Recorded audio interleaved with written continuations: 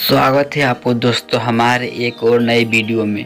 आज की इस वीडियो में हम बहुत ही एक रोचक और अच्छा ही कहानी पढ़ने वाले हैं। तो चलिए वीडियो को शुरू करते हैं। एक समय की बात है, एक छोटे से गांव में रघु नाम का एक मोची रहता था। रघु की उम्र लगभग 85 वर्ष थी। उसकी सुरक्षा भरी मुस्कान और सादगी भरी बातें हर किसी को आकर्षित कर देती थी। गांव के लोग उसके पास अपने फटे पुराने जूते चप्पल बनवाते आते थे। रघु का काम बहुत छोटा था, लेकिन उसके दिल संतोष की कोई कमी नहीं थी। रघु का एक छोटा सा मिट्टी का घर था, जिसके छत पर खपरें लगी हुई थी। घर के सामने एक पीपल का पेड़ था, जिसकी छांव में बैठकर वह काम करता था। उसकी पत्नी कमला सादा जीवन जीने के विश्वास रखती थी और रोजमर्रा के कामों में व्यस्त रहती थी। उसके पास कोई संतान नहीं थे, लेकिन दोनों हमेशा खुश रहते थे। रघु की खासियत थी कि वह अपने ग्राहकों को कभी ज़्यादा पैसे नहीं लेता था।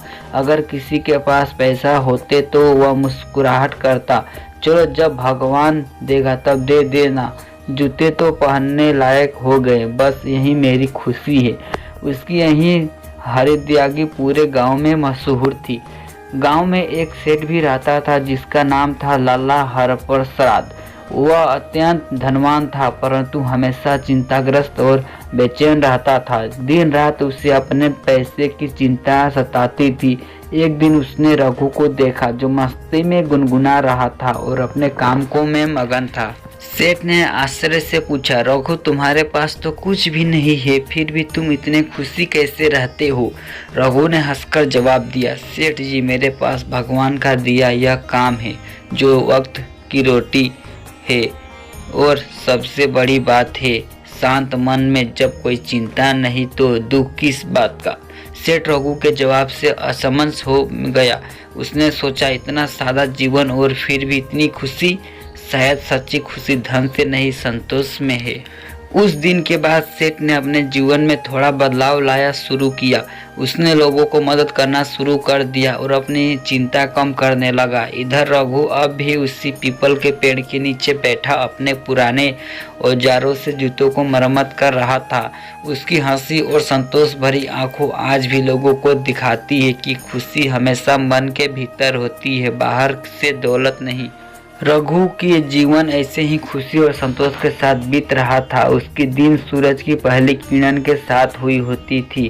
वह भगवान को धन्यवाद कर अपने काम में लग जाता। उसके पास कभी कभी बहुत काम होते तो कभी बिल्कुल नहीं, लेकिन उसने कभी निराशा नहीं की। एक दिन गांव में एक बड़ा मेला लगा। दूर दूर से लोग मेले में आए थे। रघु भी अपने कुछ पुराने जूते और चप्पल ठीक करने बेचने के लिए वहां पहुंचा। उसने अपनी छोटी सी दुकान लगाई और अपने काम में लग गया।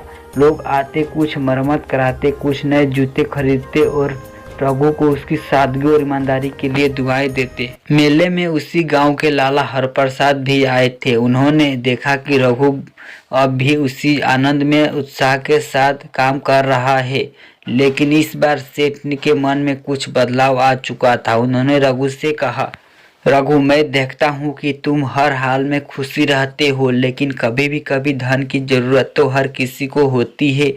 क्यों न मैं तुम्हें अपनी धन दे दूं, जिससे तुम अपनी दुकान बड़ी कर सको। रघु ने विनम्रता से उत्तर दिया, सेठ जी आपका दिल बड़ा है, पर मेरी जरूरतें छोटी है। जब तक मेरे पास मेहनत करने का हाथ है, शांत रहने वाला मन है, तब तक मुझे बड़े पैसे की जरूरत नहीं। ज़्यादा धन कई बार चिंता लाता है और मैं अपने बार निश्चित को खोना नहीं चाहता। सेठ ने उसकी बात सुनी और सिर हिलाते हुए मुस्कुराए। उन्होंने सोचा कि वाकई रघु ने संतोष और सुख का असली रहस्य पा लिया है। रघु का यह व्यवहार केवल सेठ ही नहीं बल्कि पूरे गांव के लोग भी सीख गया था।